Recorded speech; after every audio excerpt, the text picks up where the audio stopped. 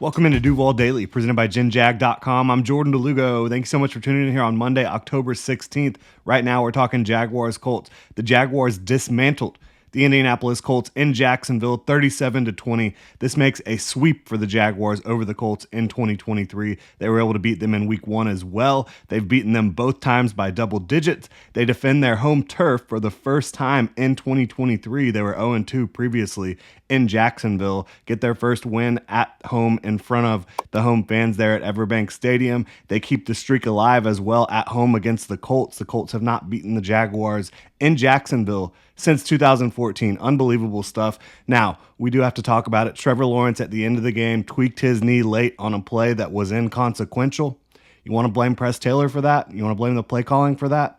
I think it's fair. I absolutely do. But you just hope that he's okay, right? He was able to walk off the field. He was able to go through his normal, post-game press conference and talk to the media and all that stuff. So he was going to go in for further testing, but at this point, it looks like it's not a serious knee injury. You're just hoping, though, that he can play Thursday night. The Jaguars have an incredibly quick turnaround following this game. They have to go to New Orleans to play the Saints this Thursday.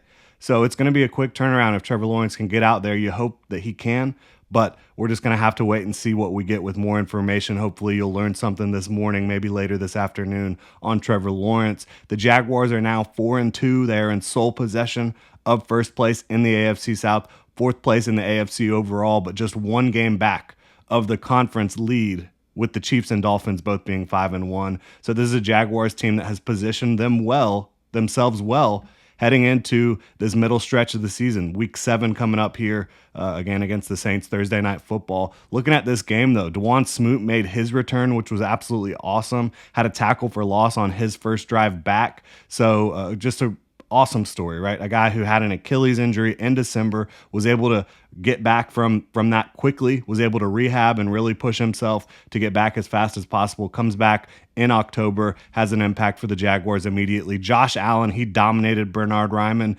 Bernard Ryman was a young left tackle who had been playing excellent football so far, and Josh Allen went out there and really handed it to him for most of that game, had 9 pressures according to Next Gen Stats, picked up a sack fumble early, was really good to see. Travis Etienne, he's been unbelievable lately as well. The Colts slowed him down later on, but early he was able to get it going with 2 big rushing touchdowns. The fact that they did all this after the London trip, so impressive to me. I think that this is a group that could have very easily come out flat. The coaches, the players, they did not let that happen. The team came out with energy. Are they going to be able to do it again on Thursday night? We'll find out. But so far, really impressive for this group to be able to continue to win football games, to continue to come out with high energy, despite having so much travel, so much weirdness with the last few weeks here, the Jaguars. Looking at their defense, though, Foye Oluokun and Devin Lloyd, they're really turning into one of the best linebacker duos right now, I think. Foye Oluokun, he's been there for the Jaguars. He's been an unbelievable player for them.